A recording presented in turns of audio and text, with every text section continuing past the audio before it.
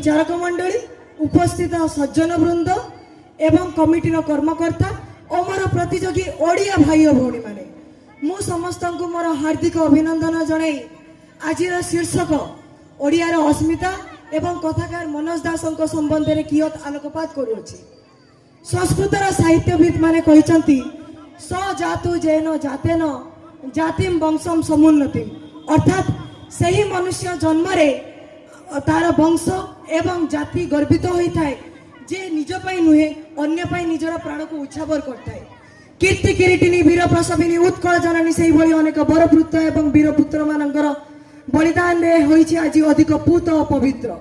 से चिर चमकप्रद एवं वीर वरेण्य संतान मानक मध्य बालेश्वर जिलार भोगराईपल्ली भूमिर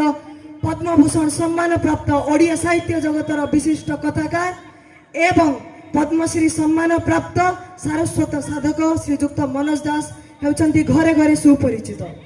ऐतिह्य संपन्न यही वीरभूमिर संखारी ग्राम 1934 मसीहा फेब्रुआरी 27 तारिख दिन मधुसूदन दास एवं कादम्बिनी देवी कलमंडन करथिले सुपुत्र मनोज। तेबे दुई भाई एवं तीन भौणी मध्य ज्येष्ठ भाई श्रीजुक्त मनमथ दास भारतर एक विश्वविख्यात